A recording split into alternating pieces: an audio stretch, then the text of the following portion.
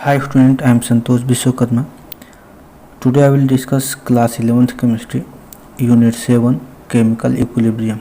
This is a new chapter and this is a part 1. हम यहाँ पे सबसे पहले एक केमिकल इक्विलिब्रियम का मीन्स नहीं समझेंगे, पहले हमें इसके पहले कुछ और भी मीन्स समझना पड़ेगा, जैसे what is the chemical reaction. Chemical reaction आपको यहीं से सिलेबस से स्टार्ट करना है. केमिकल रिएक्शन, तो केमिकल रिएक्शन आप पढ़ चुके होंगे कि when two or more reactants are combined with each other and form new type of product is called chemical reaction. इसको हम डिफाइन कर लेते हैं. तो ये इसके डिफिनीशन हो गए केमिकल रिएक्शन के. When two or more reactants molecule react with each other या कंबाइन विथ ईच अदर भी यहाँ पे हम नोट कर सकते हैं. And form a new type of product is called या आज कॉल्ड केमिकल रिएक्शन. एग्जाम्पल में दे सकते हैं, जैसे आप लोग न्यूट्रलाइजेशन पढ़ा होगा क्लास 10th में, न्यूट्रलाइजेशन प्रोसेस, जैसे acids HCl react with base यानी कि NaOH sodium hydroxide to form NaCl and water. तो this is a chemical reaction. इसमें ये HCl है जिसको कहते हैं हाइड्रोक्लोरिक एसिड, सोडियम हाइड्रोक्साइड ये बेस है और ये बनाता है salt NaCl and water molecules. और भी बहुत सारे रिएक्शंस हैं जैसे हाइड्रोजन्स हैं और प्लस ऑक्सीजन्स हैं. इन दोनों को कंबाइन करेंगे तो बनाएंगे H2O मॉलिक्यूल. बैलेंस कर लेते हैं, यहाँ पे 2 लगा देंगे, ये बैलेंस हो जाएंगे. तो ये केमिकल रिएक्शन होते हैं. और केमिकल रिएक्शन को इक्विलिब्रियम के अंदर केमिकल रिएक्शन को 2 पार्ट में क्लासीफाइड किया गया है. तो केमिकल रिएक्शन को 2 टाइप में क्लासीफाइड किया गया है. फर्स्ट होता है रिवर्सिबल एंड सेकंड होता है इरिवर्सिबल रिएक्शन. तो पहला हम देखेंगे रिवर्सिबल रिएक्शन. रिवर्सिबल रिएक्शन ये सारे टॉपिक्स इंपॉर्टेंट है क्योंकि ये सब बेस है क्लास 12th के लिए, तो इसको आपको ध्यान से पढ़ना पड़ेगा. तो केमिकल रिवर्सिबल रिएक्शन क्या होते हैं कि ऐसे केमिकल रिएक्शन होते हैं कि जो दोनों डायरेक्शन में चलता है, यानी कि बैकवर्ड फॉरवर्ड में भी चलें और बैकवर्ड में भी चलें. तो इसको हम डिफाइन करते हैं, फिर इसको एग्जाम्पल के थ्रू इसको हम समझते हैं. तो ये इसकी डिफिनीशन हो गई रिवर्सिबल रिएक्शन की. The reversible reaction is a chemical reaction which takes place in both direction forward and backward under the similar condition. एक ही कंडीशन होती है जो दोनों साइड में चलती है. जैसे कि एग्जांपल दें तो एग्जांपल भी बहुत ईजी है. जैसे हाइड्रोजन्स हैं, यहाँ पे हाइड्रोजन है और यहाँ पे आयोडीन है, आयोडीन I2, ये भी गैस है और ये भी क्या है, गैस है. ये दोनों मिक्स होंगे तो रिवर्सिबल रिएक्शन का जो सिंबल होता है इस डर से, यानी कि ये फॉरवर्ड हो गया और ये इधर चलेगा तो ये बैकवर्ड हो जाएगा. यानी कि यहाँ पे भी दिखा सकते हैं रिवर्सिबल रिएक्शन इस डायरेक्शन में इसको हम दिखाते हैं. ये रिप्रेजेंटेशन होती है रिवर्सिबल रिएक्शन का, यानी कि दोनों डायरेक्शन में चलेंगे. एक इधर ऊपर वाला फॉरवर्ड दिखा रहा है, नीचे वाला बैकवर्ड दिखा रहा है. तो बोथ डायरेक्शन में चलते हैं. ये बनाएंगे 2HI हाइड्रोजन आयोडाइड, जो कि क्या है, गैस है. यानी कि हाइड्रोजन और आयोडीन को मिक्सिंग से हम हाइड्रोजन आयोडाइड बना सकते हैं और फिर हाइड्रोजन आयोडाइड को और फिर चाहे तो हाइड्रोजन और आयोडीन में इसको ब्रेक डाउन कर सकते हैं. तो ये फॉरवर्ड में भी चल रहा है और बैकवर्ड में भी चल रहा है, तो इसीलिए इसको बोलते हैं रिवर्सिबल रिएक्शन. अगर हमारे पास एक और रिएक्शन है जैसे PCl5 है, PCl5 जिसको बोलते हैं फास्फोरस पेंटाक्लोराइड्स. ये इक्वेशंस हैं, यानी कि एग्जाम्पल्स हैं रिवर्सिबल रिएक्शन के. फास्फोरस पेंटाक्लोराइड ये भी गैस होते हैं. अगर हम इनको क्या करें, फॉरवर्ड रिएक्शन में लेके जाएं और फिर फॉरवर्ड रिएक्शन में लेके आते हैं तो ये PCl3 and Cl2 ये टूट जाते हैं, यानी कि ये दोनों क्या है, गैस है. अगर फिर इनको आपस में मिक्स करें तो ये फिर दोबारा PCl5 बना लेते हैं, यानी कि इस तरह से ये रिवर्सिबल रिएक्शन हो जाता है. तो this is called reversible reaction. इसी टाइप के रिएक्शन को ही हम रिवर्सिबल रिएक्शन बोलते हैं. ऐसे बहुत सारे एग्जाम्पल्स हैं, अपने बुक में आप देख सकते हैं, बहुत ही ज़्यादा एग्जाम्पल हैं रिवर्सिबल रिएक्शन के. नेक्स्ट टॉपिक हमारा होगा इरिवर्सिबल रिएक्शन.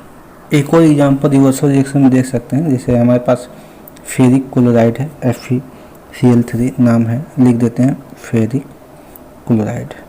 इसका नाम है फेरिक क्लोराइड. इसमें अगर हम 3 मोल वाटर यूज करते हैं मिक्स करें तो ये बन जाते हैं, ये रिवर्सिबल रिएक्शन शो करता है। ये बनता है आपका FeOH का होल साइज N+3HCl, ये बनते हैं, यानी कि इसको बोलते हैं फेरिक हाइड्रोक्साइड, इसका नाम है फेरिक हाइड्रोक्साइड। ये आपका हाइड्रोक्लोरिक एसिड है, यानी कि आप इन दोनों को यूज़ करके ये भी बना सकते हैं और इन दोनों को यूज़ करके फिर ये भी, जो इनका जो पुराना मैटर था, यानी कि रिएक्टेंट से प्रोडक्ट और प्रोडक्ट से रिएक्टेंट दोनों बना सकते हैं, इसीलिए इसको हम रिवर्सिबल रिएक्शन बोलते हैं। इसके बाद दूसरा जो हमारा टॉपिक है इरिवर्सिबल रिएक्शन। इरिवर्सिबल रिएक्शन ये भी बहुत ईजी है।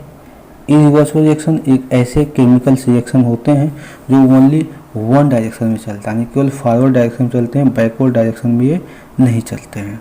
तो इनको भी डिफाइन कर लेते हैं। जैसे कि हो गए हमारे इरिवर्सिबल रिएक्शन।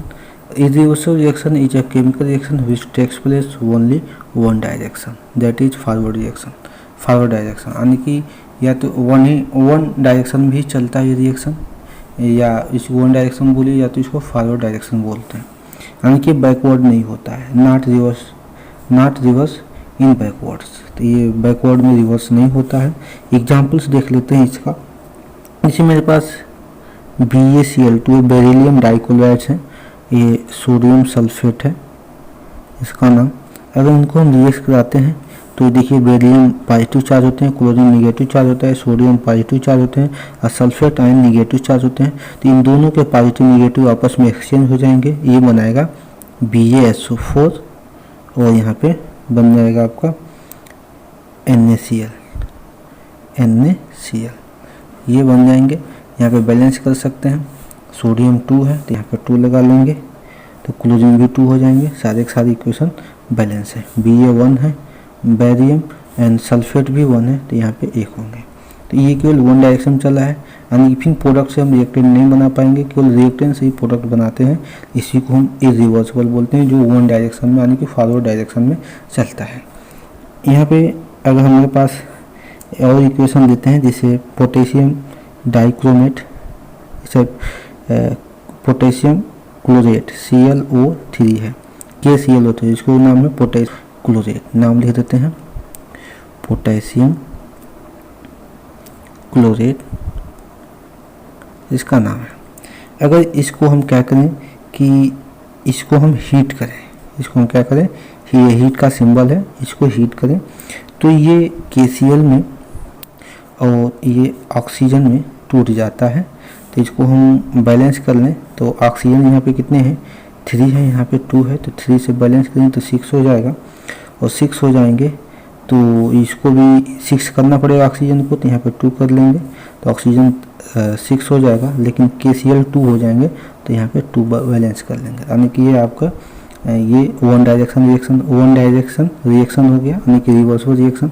और भी एग्जांपल्स हैं, इसके बहुत सारे एग्जांपल्स हैं, जैसे स्टेनस क्लोराइड SnCl2, इसका नाम है स्टेनस क्लोराइड। जैसे स्टेनस क्लोराइड है, इसमें हम फेरिक क्लोराइड का रिएक्शन कराते हैं, FeCl3 का फेरिक क्लोराइड ये है, ऊपर हमने अभी देखा है इसको फेरिक क्लोराइड्स, इसका रिएक्शन कराते हैं तो ये मिलता है आपको स्टेनस टेट्राक्लोराइड्स या स्टेनस, इसको बोलते हैं टेट्राक्लोराइड्स, ये बना लेते हैं। और फिर Fe है तो FeCl2 यानी कि फेरस क्लोराइड, इसका नाम है फेरस क्लोराइड। देखिए यहाँ पे फेरस और फेरिक में डिफरेंस क्या है, अगर इसका आयरन का ऑक्सीडेशन नंबर अगर ज़्यादा आता है तो फेरिक पढ़ते हैं, और यहाँ पे जब कम आता है तो फेरस पढ़ते हैं। जब इसके बाद नेक्स्ट चैप्टर में स्टार्ट करेंगे, वहाँ पे आपको समझ में आएगा कब इसका नाम चेंज करते हैं, क्योंकि वहाँ पे आपको ऑक्सीडेशन स्टेट पढ़ना है। ये स्टेनस क्लोराइड हो गए। तो आप क्या करते हैं, इसको बैलेंस कर लें तो यहाँ पे आयरन देखेंगे, क्लोरीन पहले बैलेंस कर लेते हैं, यहाँ पे 4 क्लोरीन है और यहाँ पे 2 क्लोरीन है, यानी कि 6 हो जाएंगे। और यहाँ देखिए 3 क्लोरीन है, यहाँ पे 2 क्लोरीन है, 5 हो जाएंगे, यानी कि इसको बैलेंस करना पड़ेगा। अगर यहाँ पर हम 2 कर लें तो आयरन भी 2 हो जाएगा, तो यहाँ पे 2 कर लीजिए तो देखिए 4 क्लोरीन यहाँ पे हो गए और 4 यहाँ पे 8 क्लोरीन हो गए, और 2 3 6 क्लोरीन यहाँ पे और 2 क्लोरीन यहाँ पे, यानी 8 यहाँ पर भी हो गए। एस एन अकेले है, आयरन 2 है, आयरन 2 हो गया, यानी कि ये बैलेंस हो गया। ये इसका नाम है स्टेनस टाइप टेट्राक्लोराइड्स। आई होप आपको समझ में आ रहा होगा ये। इसके बाद ये अब सारी बातें समझ में आ गई होंगी, तब हम पढ़ेंगे इक्विलिब्रियम स्टेट। अब आपका टॉपिक आएगा इक्विलिब्रियम स्टेट, या इसी को हम बोल सकते हैं, एक और नाम से जानते हैं इसको, state of chemical equilibrium. Equilibrium ये बहुत इम्पोर्टेंट टॉपिक है, क्योंकि इसको समझाने से पहले ये रिवर्सिबल और इरिवर्सिबल दोनों समझना जरूरी था। इक्विलिब्रियम स्टेट या स्टेट ऑफ केमिकल इक्विलिब्रियम को हम इजीली डिफाइन कर सकते हैं, जैसे कि एक इक्वेशन से देखते हैं। जैसे देखिएगा, ये H2 है और एक H2 है। ये पहले क्या होगा कि ये फॉरवर्ड में जाएंगे, फॉरवर्ड में जाते ही ये 2HI बनाएंगे, हाइड्रोजन आयोडाइड बनाएंगे। उसके बाद से ये फिर बैकवर्ड में आते हैं और ये क्या बनाते हैं, फिर ये इसमें ब्रेक डाउन हो जाते हैं। यानी कि कह सकते हैं कि इरिवर्सिबल रिएक्शन, इरिवर्सिबल जैसा ये जो इक्विलिब्रियम में, इक्विलिब्रियम एक रिवर्सिबल रिएक्शन ही होते हैं। लेकिन क्या होता है कि इसमें जो रिएक्टेंट है, ये दोनों क्या है, रिएक्टेंट है, और ये है प्रोडक्ट। ये तो इन दोनों की कंसंट्रेशन क्या होती है, सेम होती है। दोनों की कंसंट्रेशन सेम होती है। यानी कहने का मतलब है, आप इसको अच्छे से समझिएगा। जैसे हाइड्रोजन है और यहाँ पे आयोडीन है, हाइड्रोजन और आयोडीन है, इन दोनों की कंसंट्रेशन क्या है, हाई है। अभी तो कंसंट्रेशन दोनों की हाई है, तो धीरे धीरे क्या होंगे, ये प्रोडक्ट में चेंज होंगे, यानी कि 2HI में चेंज होंगे। तो जब ये इनकी कंसंट्रेशन हाई है, जब ये प्रोडक्ट में चेंज होंगे तो प्रोडक्ट की कंसंट्रेशन धीरे धीरे हाई होने लगेगी और इनकी कंसंट्रेशन लो हो जाएगी। अब क्या होगा, जब ये पूरा का पूरा रिएक्शन हो जाता है, 2HI बन जाता है, तो क्या होता है कि HI की, यानी कि हाइड्रोजन आयोडाइड की कंसंट्रेशन यहाँ पे हाई हो जाएगी और इनकी कंसंट्रेशन लो हो जाएगी। तो जिससे एक हाई हो गया, इसका हाई हो गया, इसका लो हो गया, तो फिर क्या होगा, 2HI फिर क्या होगा, ये बैकवर्ड में शिफ्ट होगा, इधर शिफ्ट होगा, और इसकी कंसंट्रेशन हाई है, इसकी लो है, तो धीरे धीरे क्या होगा कि इसकी हायर कंसंट्रेशन लो की तरफ जाने लगेगी। यानी कि जब तक ये ऐसे शिफ्टिंग वाली प्रोसेस होती रहेगी, जब तक कि इन दोनों की कंसंट्रेशन सेम ना हो जाए। दोनों की कंसंट्रेशन जब तक सेम ना हो जाए, तब तक ये इक्वेशन रिएक्टेंट से प्रोडक्ट, प्रोडक्ट से रिएक्टेंट चलता रहता है। तो इसी प्रोसेस को हम बोलते हैं ये इक्विलिब्रियम स्टेट, या इसको बोलते हैं स्टेट ऑफ केमिकल इक्विलिब्रियम। ये टाइम पे डिपेंड नहीं करता है, हम यहाँ पे टाइम को मेंशन नहीं कर सकते, क्योंकि इसमें पहले सबसे पहले डिफिनेशन यही दिया गया था जो टाइम के अकॉर्डिंग अपने आप को चेंज करे, लेकिन बाद में टाइम को यहाँ से काट दिया गया, क्योंकि अब जो कंसंट्रेशन है कि यहाँ पे टाइम इंक्लूड नहीं होता है। यहाँ पे रिएक्टेंट और प्रोडक्ट के, यहाँ पे रिएक्टेंट है और ये प्रोडक्ट है, जब दोनों की कंसंट्रेशन इक्वल हो जाती है तो वही आपका इक्विलिब्रियम बोला जाता है। इसको डिफाइन कर लेते हैं। तो ये डेफिनेशन हो गई, the state of reaction in which the concentration of reactant and product remain constant, या रिमेन इक्वल कर सकते हैं ओवर टाइम, पूरे टाइम तक ये इक्वल होंगे, आर कॉल्ड इक्विलिब्रियम। यहाँ पे भी अभी बताया हमने कि ये टाइम पे डिपेंड नहीं करता है। Equilibrium have no tendency to change with time, यानी टाइम के साथ ये चेंज नहीं होता है। यानी कि या तो ये आप एग्जांपल दीजिए, नहीं तो आप ये एग्जांपल दे सकते हैं जो हमने बताया है कि रिएक्टेंट का प्रोडक्ट हायर होती है, जब प्रोडक्ट बनता है तो उसकी कंसंट्रेशन क्या होती है, लो होती है, तो रिएक्टेंट प्रोडक्ट में चेंज होगा, यानी कि रिएक्टेंट की कंसंट्रेशन धीरे धीरे लो होगी और प्रोडक्ट की कंसंट्रेशन हायर होगी। फिर प्रोडक्ट की कंसंट्रेशन जब हायर हो जाएगी तो रिएक्टेंट में शिफ्ट होगी, क्योंकि प्रोडक्ट की हायर है तो वो लोअर में शिफ्ट होती है। तो वहाँ पे क्या होगा, जब तक ये शिफ्टिंग की प्रोसेस होती रहेंगी, जब तक कि दोनों की कंसंट्रेशन सेम ना हो जाए। तो ये पूरे होल प्रोसेस को हम बोलते हैं इक्विलिब्रियम स्टेट या केमिकल इक्विलिब्रियम। आप चाहें तो इसको भी मेंशन कर सकते हैं। आपको बस ये मतलब समझ में आ जाए तो अपने मन से इसकी डिफिनीशन आप बना सकते हैं। तो इसका हम एग्जांपल्स देख लेते हैं। या हम इक्विलिब्रियम को ऐसे भी डिफाइन कर सकते हैं, the state at which concentration of reactant and product do not change with the time is known as the state of chemical reaction. जैसे कि हमें एग्जांपल दे दिया अभी, जैसे ये एग्जांपल था कि हाइड्रोजन थे, ये भी गैस था, और प्लस आयोडीन था, ये भी क्या था, गैस था। ये दोनों क्या होंगे कि 2HI में चेंज हो जाएगा। यानी कह सकते हैं कि जितने भी रिवर्सिबल रिएक्शन होते हैं वो इक्विलिब्रियम शो करते हैं। सारे रिवर्सिबल रिएक्शन जो बैकवर्ड फॉरवर्ड में चलते हैं वहाँ पे इक्विलिब्रियम हम उसे बेटर से समझा सकते हैं। तो यहाँ पे देखिएगा हम एक ग्राफ रिप्रेजेंट कर रहे हैं, ये ग्राफ है, इसको रिप्रेजेंट आसानी से इससे किया जा सकता है। देखिए यहाँ पे रेट ऑफ रिएक्शन है, ये रेट ऑफ रिएक्शन है। अब ये होंगे टाइम,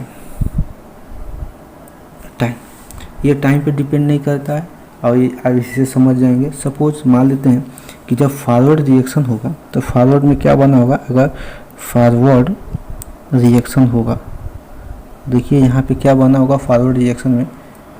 फॉरवर्ड रिएक्शन में पहले तो हमने हाइड्रोजन लिया होगा, फिर आयोडीन लिया होगा, फॉरवर्ड डायरेक्शन दिखा रहे हैं ये ऐसे, ये 2HI बन गया होगा।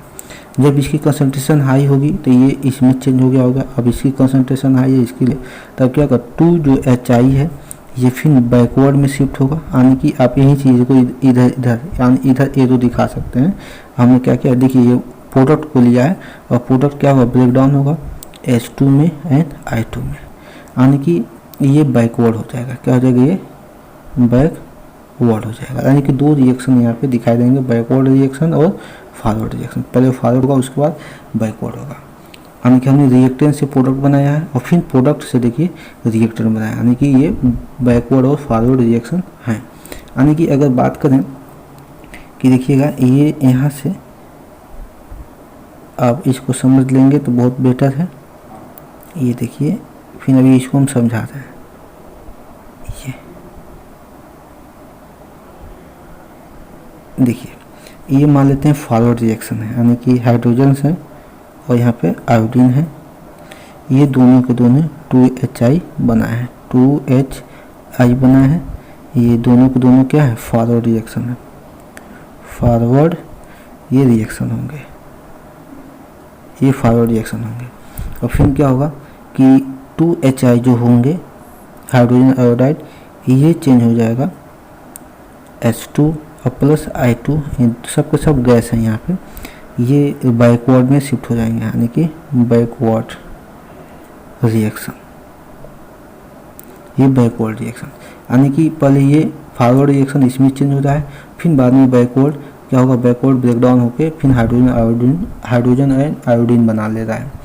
ये जब तक शिफ्टिंग होंगे तब तक कि दोनों की इक्विलिब्रियम सेम नहीं हो जाते। मान लीजिए इधर से ये चेंज हो रहा है, इधर से ये चेंज हो रहा है, देखिए यहाँ तक आते आते इन दोनों की इक्विलिब्रियम यानी कि दोनों की कंसंट्रेशन क्या हो गई, ये सेम हो गई। यहाँ पे दोनों की कंसंट्रेशन सेम हो गई। जब दोनों की कंसंट्रेशन सेम हो गई है तो ये रिएक्शन आप ऐसे भी रिप्रेजेंट हो जाएगा 2I2 H2I2 और फिर इसको इक्विलिब्रियम में यानी कि रिवर्सिबल में रिप्रेजेंट कर देंगे, ये 2HI बन जाएगा। यानी कि ये जो लाइन है ये 2HI बन जाएगा। ये बता रहा है कि ये फॉरवर्ड है, ये बैकवर्ड है, ये दोनों अपने हिसाब से चेंज हो रहे हैं। और जब दोनों की जब रिएक्टेंट और प्रोडक्ट दोनों की कंसंट्रेशन जब सेम हो जा रहे हैं तो ये क्या होंगे, इक्विलिब्रियम में शिफ्ट हो जा रहे हैं, यानी कि रिवर्सिबल में शिफ्ट हो जा रहे हैं, जो कि टाइम पे डिपेंड नहीं कर रहा है। देखिए यहाँ से टाइम आपको पता नहीं चलेगा, यहाँ से यहाँ तक तो टाइम पता चलेगा कि कितने टाइम में ये बना, फिर प्रोडक्ट से रिएक्टेंट का टाइमिंग पता चल गया। लेकिन जब जिनकी कंसंट्रेशन जब सेम हो रही है दोनों की, तो वो टाइम देखिए कांस्टेंट हो जा रहा है, यहाँ पे आके कांस्टेंट हो जा रहा है, यानी कि इक्वल हो जा रहा है। तो इसी को बोलते हैं इक्विलिब्रियम स्टेट। ये बात समझ में आ गई होगी आपको। अब नेक्स्ट टॉपिक को हम नेक्स्ट वीडियो में डिस्कस करेंगे, जो कैरेक्टर ऑफ इक्विलिब्रियम स्टेट होगा।